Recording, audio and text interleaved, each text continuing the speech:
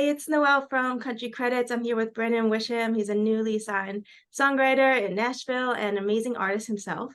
So it's so great to have you, Brandon. How are you? I'm doing great. How about yourself? I'm doing good. Um, I'm so happy to have you here because I know you have been doing a lot of things throughout town and your name's kind of like spreading. And I'm just a big fan of your artistry, but also your songwriting skills. So I know you have a long story. If you want to share kind of like how you started getting into music and what your childhood was like and how you got where you are today. I know it's a long story, but I really think it's a great one with ups and downs. So if you want to start from the beginning and kind of like bring us all to Oh yeah. up to speed. Yeah. It's kind of a long but short one, I would say. Growing up with a bunch of, family stuff. I didn't really have time for the music scene with like parents divorcing and um, you know, once I moved in with my father, he wanted me to like he's big on sports. So, I played football and basketball in high school. But once I kind of started to get a little bit more time for myself, I picked up the guitar and started playing. And my sister always done music, so she did the same thing I did, but just in a pop scene.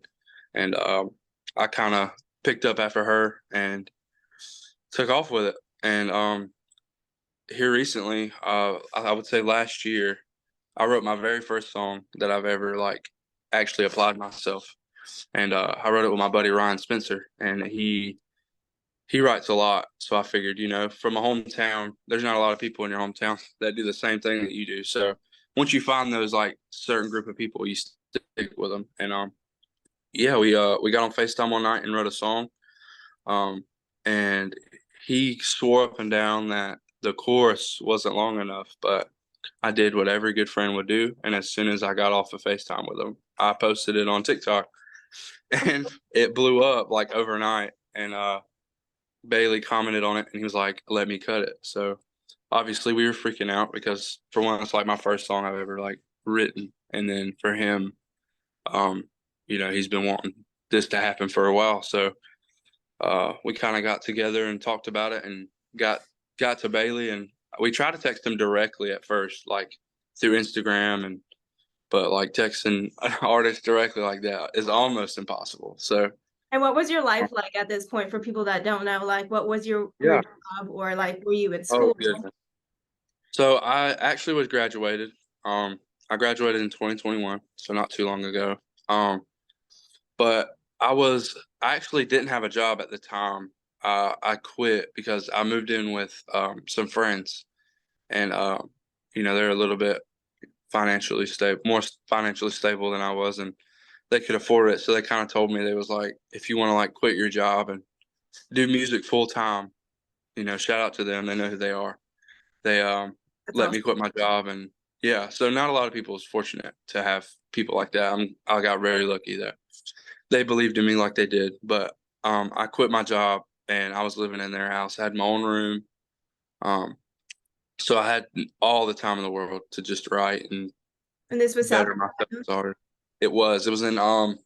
It was in Piedmont, South Carolina. So I would say about 10 minutes from Greenville. And that's where I first met Bailey at. So Okay. So you can go yeah. back to the story now. Yeah, so back to now.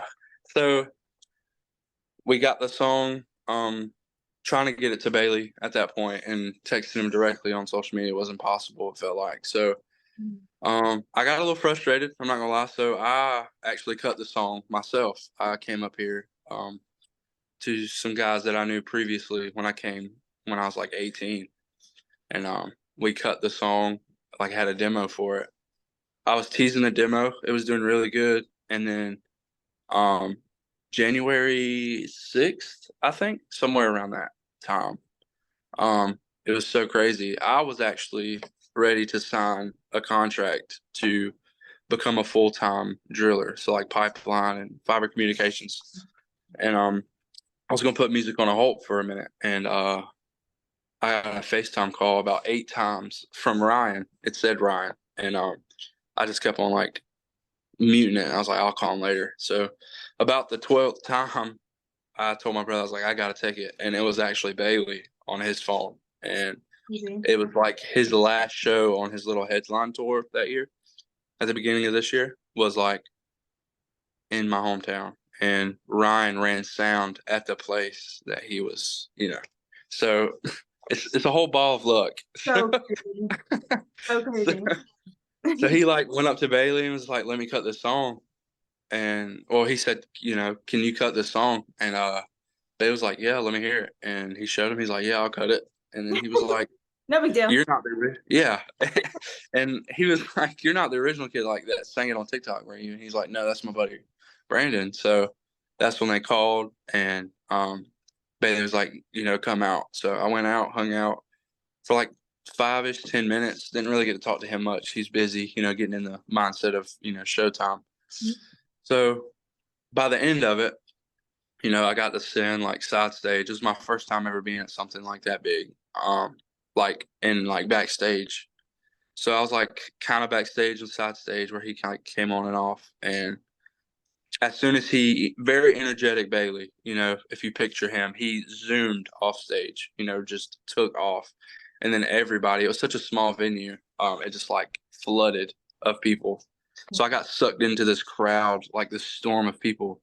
And by the time I got to the back door, um, they were like, "We can't let you back." It was like the place that, the bar that we were at. It was like, "We can't let you back because you don't have a pass," or, so I thought that is, time to go home. I couldn't get back there. I was like, he'll hit me up. So as I was leaving, I see his drummer, which is my good friend now, Max. He is on stage unpacking or packing up, putting everything away, and he's always the last one. And I jumped on stage with him, waited for the security not to look, ran up there, and I asked him, I was like, "Hey, can I help you pack up and get back?" I said, "I'm the guy that ripped paint last." He was like, "Come on." So awesome. So it was so nuts. And then from there, I sang on the bus. They played my songs. Tracy was there, from the core, and she was like, "Here's my number. I'm gonna call you in the morning." So the next morning, I woke up. At this point, Yeah, I mean, I this didn't is know. I might as well just like stayed up that whole night because like I woke up at like 6 a.m. and she didn't even call me till like 10. But like I wanted to be up, and yeah, I already ready. had my things packed and everything. It was it was crazy. And then she called. I flew out.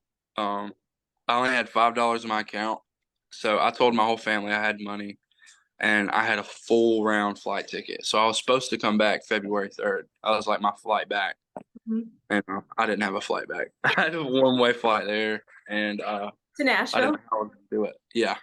So, but now I live here full time, um, and it worked out. So So just from kind of like leave. the core, like they obviously believed in you and liked what you were doing. So was it an immediate like we want to work with you, or were you just hanging out in Nashville for a bit? No, it was so fast actually. I had no idea what I was doing. I had no idea what to say or what, like I had no, I had no idea how to act when I came up here. So once we had our meeting, it was just very immediate. Chief and Simon were just kind of telling me about them, and it wasn't really like a meeting. And this is what I love about the core. It was like we talked immediately about just me as a person and my background. It was like barely anything about music, and they said just me as a person, is what brought me in, and my story is crazy. So, and on top of that, I can sing and write and all that other stuff. So it was very immediate. We talked about it for, I think it was like a 30-minute, if that, like little meeting. And then there was like, let's start getting you, let's start getting you here. So I just never went home.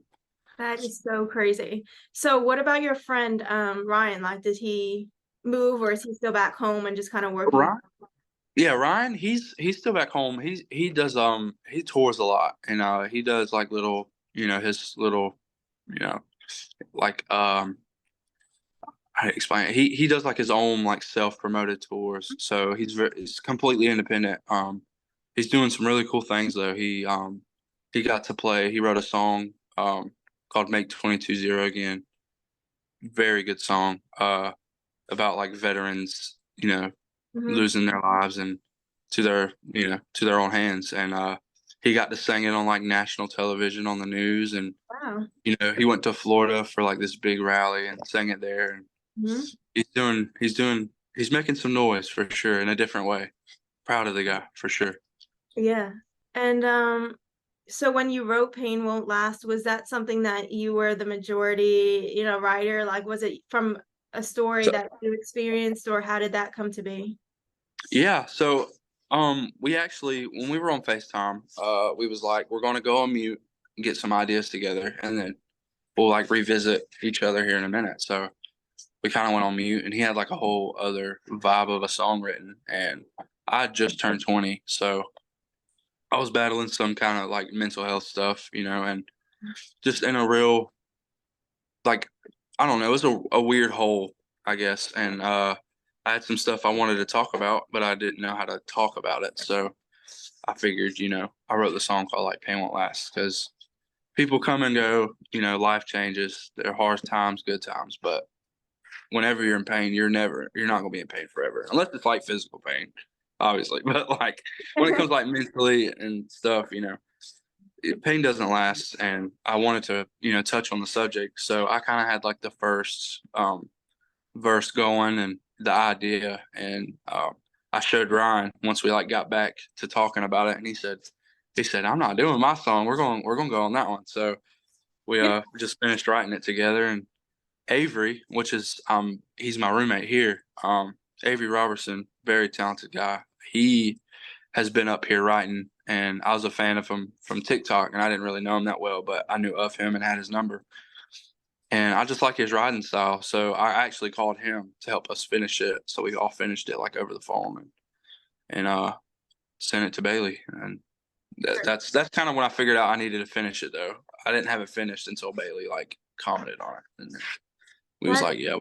do you feel like you had any like background with social media, or like you knew what you were doing to like get your stuff to go viral, or is it just luck? Um, I think a little bit of both. I've had like I have a love hate relationship with TikTok. I think I had everyone kind of does. yeah, I've had multiple accounts that I'll get like they call it bananas. You get banned like multiple times over like stuff I didn't really think I should have got banned for, like mid singing on a live and like bullying harassment. I don't know how that happens, but I've lost like complete like whole accounts because of it. And every account that I've had though, I've had a pretty good following. So I think I've done pretty good when it comes to like getting my name out and keeping consistent on my social medias. But honestly, with that song, like Bailey commented on that song, it only had like 4,000 views. So I think it was just, he got on his phone the right time as Yeah, my stuff starting to get on, the For You page, and, he's seen it. And they said that he flipped out over it and was like, dude, I want to cut this song so bad. I need to get in touch with him. So he did. really And suited his voice. Like for the album, I felt like it just kind of blended in with all the other the whole vibe yeah, really just worked. Um, I mean, it's so cool that you like went from just sitting there like I'm gonna just do this other full-time job to like I'm on Bailey Zimmerman's album and living in Nashville. So great. yeah, it was a complete flip. Ask you now, like, would you ever think you'd be here? Would you say yes at all? No, I had no. I've had stories like I was a big Luke Holmes guy growing up, and his story was so crazy to me. And I hear all the stories of all the other artists. It's like you know of their story and how long and hard it took, and the grind was it was a long time coming. And I really like I grinded and I put the time and work in, but it wasn't as hard as some of these other artists have done. So it was like I didn't think it would happen this quick. I thought it would have been like, maybe 32. I wrote a random song that just like blew up on, Right. uh, social media, whether that be TikTok or something else by then. Mhm. Um, I thought, that was how it was going to go down. I didn't know 19, fresh out of high school, I was going to go straight into it. So it's So definitely been a blessing. Who is like if you would have to say like who's your like one artist or one songwriter that inspired you the most throughout the times that you were really struggling? I mean, even now that you're in a better place, like is there one Yeah. writer that really stood out to you? Gosh, I'd have to say Luke. Luke Holmes, like from a very young age, I think I was like 16, 15, 16 when the hurricane came out. So when that like exploded, I actually was still kind of transitioning to the country scene because like I grew up in Savannah, Georgia, so it was like not a lot of country, root in that area. So I listened to a lot of R&B, hip hop, rap. Especially with my mom, she didn't really listen to country. So when I moved in with my dad upstate South Carolina, it was a totally different scene. And I heard Hurricane and I was like, country's not that bad. And I just it got to the point at that age, you idolize people. So like I started buying the PFG hats and the PFG shirts and I just wanted to be Luke. And I would sing covers like my Instagram, if you went back a couple of years, for anybody that wants to know, it's Luke covers. Just what a guy, he inspired me a lot. And my deep times, deep and dark times, he had songs for that and songs to have a good time and hang out with your friends. He had songs for that. So his writing style and just him as a person, genuine, is That's really what inspired me for sure. yeah. And then with the R&B, obviously that kind of like trend like you could see with your own stuff that you have that kind of vibe in your voice. It's like a Yeah. country, yeah, I don't know, just like vibey, like R&B. Yeah. So good. Your voice is so good. I know you're gonna be Thank huge. you. I know it. Thank you so much. Um, kind of knew it from when I found you on Instagram a while ago, but yeah. So where were you when you found out that you got your publishing deal with Warner? Because they are like one of the biggest ones in town, and you're Yeah. like you said, like fresh out of the gate, and you're like, "Hey, I got a publishing deal with Warner." Like, where were you? Yeah. How did that go? I was at Warner. I was I was actually writing with some buddies that I'd met just then. And we were in the right, we were like in the vibe of a song and I had a FaceTime call from I think it was either Chief or Simon. They were all together, but it was either Chief or Simon. And Okay, with you. yeah, so like mid right, I was like I answered it real fast. I was like, "Can I take this call?" They're like, "Yeah, of course." So I took it and I was like, "Yo, what's up? I'm in a right." And Bailey was on the phone, and there was like cameras around him, and he was like, "Yo, like, what are you doing?" And I was like, just writing and you know, getting a song in. And he was like, "I just wanted to let you know that we're here with somebody from Warner Chappell, and we're talking about your whole situation, and we want to sign you." I was like, "What?" And I like bursted out into tears mid right. Um, the deal was crazy. It was not what I was expecting at all. And they like from day one, from that day forward, it felt like home. And they like the people there they're awesome. Bryce is awesome. My AR.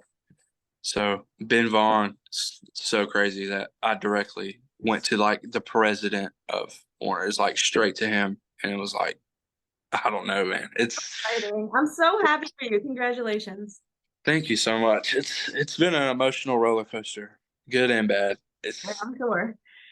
Um, yeah, so like what's your average day like now compared to how it was? Like, do you have set rides a week? Like, how does that go? so write wise, I usually write about one a day.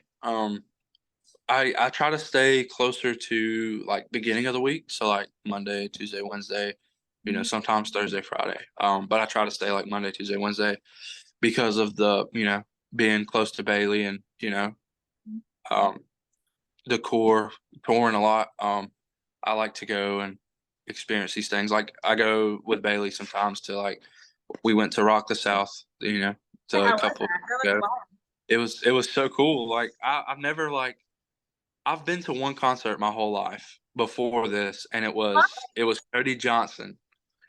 It wild. was a Cody Johnson concert. Yeah, I paid to get like I had to be there. So um I went to a Cody Johnson concert back in I think 2019 is like my first concert, and then I just never went to them. I would play like my little bar shows, like concerts, but I never went to like nothing that big. So now that I'm like traveling with Bailey and all the other guys, like I'm going to see Nickelback coming up in a few days. I never thought in a million years that I would be hanging out on the same level as Nickelback. With all my family growing up listening to them and them just being like one of the biggest bands ever to exist is Like wrote the soundtrack for everyone's like lifestyle. yeah. Yeah. So Everyone loves Nickelback. yeah, they're Chad is so cool. I met him briefly. Yeah. Yeah, but now that things are kind of slowed down, we were in a big crowd of Whiskey Jam, so that wasn't the best time to meet. But I think coming up in the next few days we'll probably kick it. And everybody has a Chad story apparently, so apparently I have to find my Chad story, and I'm excited. I mean, you are like literally in the perfect crew. Like you found the core who is just, I think, the best around town, for management and whatnot. Um, so, and then how does like your management is Bailey and the core, correct? Yeah. So, is there anything you could tell us about like what we can expect from you and that people who are like, oh, I want to know more about this Brandon guy, like what's coming down the road for you? Or can you not say Um. Yeah. I think the plan for me is like of course write some good songs, get me a good set of tracks to uh ready for me to start promoting and putting out, like finding my sound. I think is a big thing that I'm doing with these guys, and playing rounds, getting my name more circled through Nashville, which hasn't been an issue. Having Chief and Tracy and Simon, got the right people they're behind? so crazy at networking. They know everybody. So just kind of figuring out who I am as an artist, and um, even as a person. I think I'm pretty close to that, but maybe me being tied with Bailey, there might be a tour thing they might throw me on in the future. Hopefully, manifesting. Uh, Yeah, I can but totally. yeah, I think it's just more of like finding out my sound and getting everything together, because Bailey didn't really have the time to find out the sound and like logos and all the marketing stuff behind it. So Bailey's been doing a real good job at like keeping me on track of like getting everything prepared before it launches, because it was very hectic for him at first, and Yeah, with him not being able to play on stage, um he had some time that he had to learn. So I um remember seeing Bailey and like I don't know, maybe 100 people were there in town, and Mhm. obviously you could just feel like this person's gonna make it. Like he had so much going for him. The management behind him was just on point. But like, and then it was like, okay, he's just like on Morgan Wallen's tour. Like he was just like Yeah. up. Like it's like Yeah. what you're doing. It's like gonna, like you said, give you more time to kind of like take it all in and then be like that much more ready for what's to come. And I'm sure it's gonna be huge. Yeah, Um, I hope so. We're definitely working towards it, and that's the thing. In a good way, scares me about being with the core is like whether you're ready or not. We're eh, like the Warner thing. I had no idea that was going to happen, and just out of nowhere, I got a deal. I don't have to work a job anymore. Um, and then just different little stuff. It's just like they definitely keep you on your toes and keep things interesting. And I love that. I love it so much. Everything's like almost a surprise in a way. Like they like they prioritize like their crew. So like writers, producers, they make sure that like all of it's like a family in a way. I guess it's like the best way to describe it is like it's a big family. There's we're always celebrating success for all of us, like not only for big artists, but like for like the small writers that get a cut like me. Like I got a cut. We threw a big celebration for it, and um, I love it, dude. I love it so much. I yeah. couldn't ask for a better team for sure. Yeah, I agree. I think you're in the right hands. So as far as like, I guess I mean, I know it's like maybe hard for you to give advice because you're still kind of learning so much, but like as far as advice for someone that maybe didn't have Bailey Zimmerman comment on their video or Yeah. like something like that, like what would have been your next steps if that didn't happen? Like what obviously like personality plays a huge role. And I was talking about this with Mary the other day, like personality and work ethic go maybe further if obviously not just as far as talent, especially in this industry. You want to be a good hang, you want to be someone that's like understanding and able to be vulnerable and all that. So Yeah. I mean you can like talk on that and your views on that, and then also like if like I said, if that didn't happen at that point and all these opportunities came your way, what would you suggest to someone like you that was like you that wasn't living in town and then wants to be doing this full time? Yeah. I'll start off by saying it is possible. I was 19 and everything, happened. So it's completely, I feel like your time will come for sure, whether it's early on or later on. If I wasn't here and I was still at home, I would say my best advice would be keep writing, keep, doing the shows that you don't want to do, keep traveling, do everything that you're already doing. Just don't give up. If you to me it was like I had plan A and plan A only. If you have a plan B, you're destined to fail. I mean, That's a you really good way to put it. eventually Well, you're yeah. eventually going to fall back to plan B. So all my family members and friends, it was like you got to have a plan B. I never had a plan B. It was always music and job. Like a job was never my first. As bad as it sounds, it was never my first like priority. So like if I had a show and my job wouldn't let me, I quit the job, find another job when I got back. So it was always music, and I'm not condoning don't not take care of yourself. Take care of yourself, but definitely have a plan A and stick to plan A because you don't want to have a plan B to fall back on. You want plan A to work out. So that Comfort. was yeah, I think comfort can be like a big enemy. Um, yeah, 100%. Because for me, it's like, and even back home, like I've gotten to the little holes. It was like I got too comfortable with not doing it, and just kind of it kind of like I guess it made me lazy in a way, and it drew me away from this music thing. But you kind of have to stay hungry in a way, stay hungry. You gotta want it.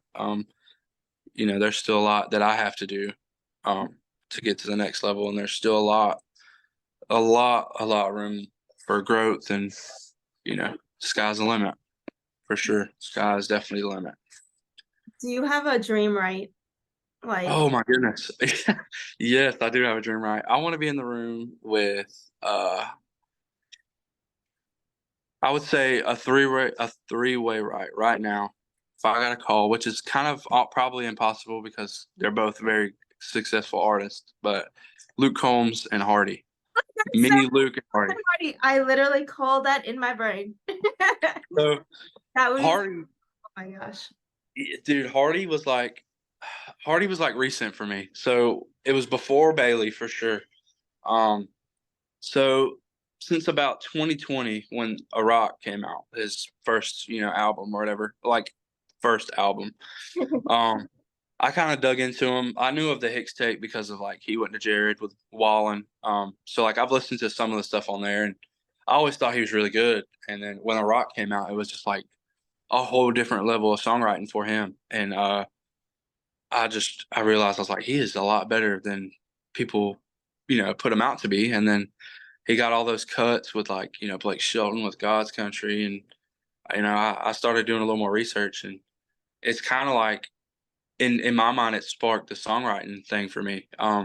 Like I've always been a fan of Luke, of course, so like that was more of like artistry thing. So I knew he wrote his own songs and everything, but I was just more inspired about him as a person and just how he carried himself and his music. And but for Hardy, it was like I could be a songwriter. That's like another route that I could take to get in.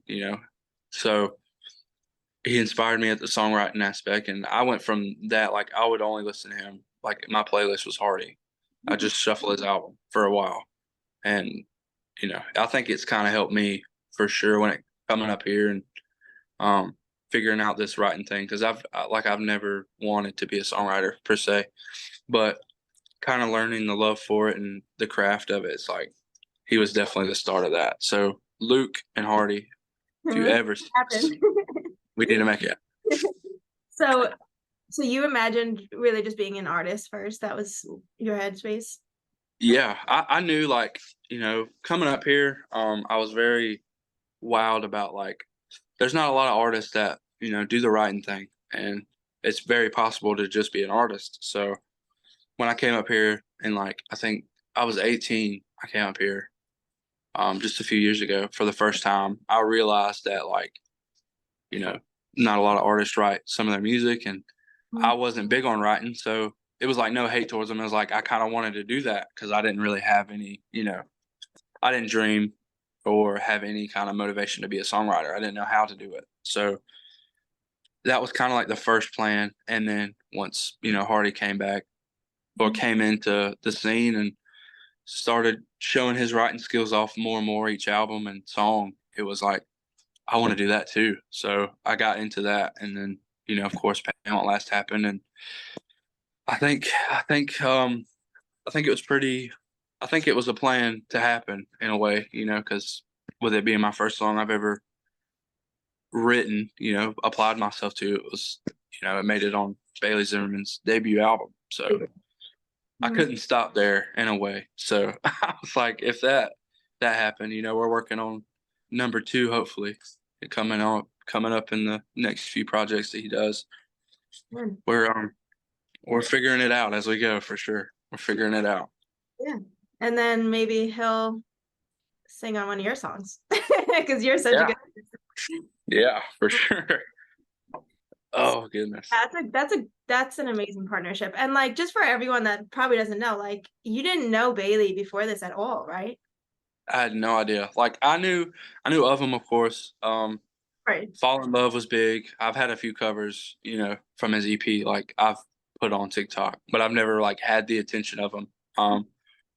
So he had commented on a video that I've done like a year prior to Pain Won't Last. I did a cover of what was it? Not Too Late by 3 Days Grace, like a rock song, but very broken down. And he commented on it. He's like, "This is so sick. Keep it up," or something like that. And it's just crazy how like full circle it was. It's like he kept popping up, throughout everything. And even before he got really big, he was just popping up on my TikTok feed and a Awesome. lot of my videos. So he's had his eye on me for a while, and I think that's what helped us in a way of like figuring out like what's best for me is like what I post and like me as an artist, like he's been studying me for a while. I guess is how it felt like. So it was like we weren't complete strangers when we met, and now it's like business partners. So it was very simple, and he's very outgoing. He's not shy. He's the complete opposite of me. So it was like it was perfect. Yeah, that's funny. You see us in a room, I'm probably mean mugging, not meaning to, and he is probably on top of a table. So that's kind of like how we work out. Then It's so funny. Cool. So I pretty much want to wrap up. I've been wrapping up every interview with 3 questions. okay. Do it. Just fun questions. Yeah. Favorite place to hang out in Nashville? It could be anywhere. It doesn't have to be like a restaurant or something. Favorite all-time artist and then favorite up-and-coming artist. Oh goodness. So favorite place in Nashville. I'm not allowed to get in a lot of the bars. So Oh yeah. I wouldn't say any bars. I don't want to get no bar in trouble. But I would definitely say Velvet Taco. I love Velvet Taco. I go there a lot. That's I awesome. went there my first time with Bailey. It was Bailey and I think a little bit of Ernest's band. We were writing at Big Loud that night, so we like ate there before we went and instantly fell in love. If you ever go to Velvet Taco, you need to get the number one. So it's the perfect Sounds perfect. taste. So Velvet Taco, 100%. They're catering my wedding in the future. No questions asked. That's so Uh, awesome. I was literally Um, just like, when you scared me for a second, I was like, did I not know of like an engagement too? oh no, no, no, no. In the future. I'm just I was like, did they I are forget doing it. to mention something big? That's so funny. No, no, So no. favorite In the all-time artist. favorite all time, I would have to say, um, I'd have to put it on Justin Bieber. I'd have to put it on Justin Bieber. It's Bieber, that's awesome. That's a curveball, but just his story also is very crazy, and I feel like he was, you know, I don't know, he's very inspiring, very talented, very, very I love talented. Justin Bieber, so I'm with you on Yeah, that. yeah. So, and he's also an inspiration, so it definitely have to be him. Um, I have a few upcoming. A lot that I've been not because he's my roommate, Avery Robertson. He's been working hard, on his own, he's working on EP and just That's listening to some of the songs, and he is finding out who he is for sure. And his songs are just getting better and better. And I would have to say, even though he's, a lot bigger than me right now, Austin Snell is killing it. Austin Snell is killing it. I'm a huge fan. me Huge fan. too. Me too. Um, yeah, I saw your cover of his stuff. That was good. Yeah. Yeah. So that's another story that was crazy. Kind of got me up here, full circle moment. You can say if you want.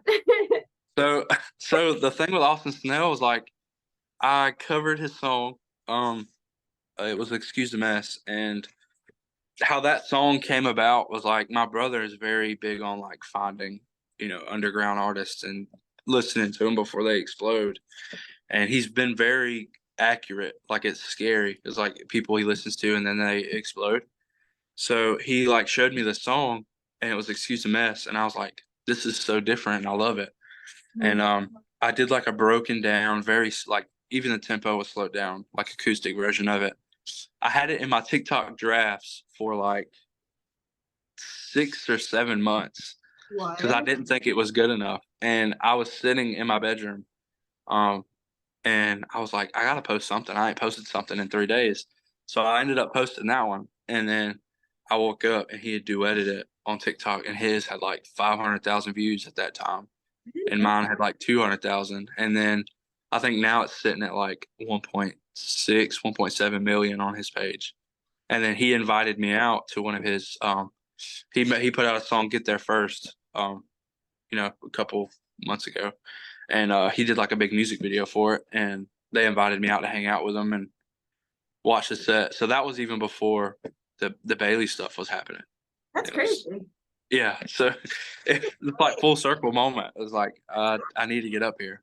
I love that. But Yeah, well, thank you so much for thank joining. you. Can't Thank wait to you. hear more from you and see where everything goes for you. We need to do like the Billie Eilish things, like an update, like next year at this Yeah, same time let's where do we're at. Yeah. it. It's like a That'd year. be, yeah. Thank you so much. Thank you too.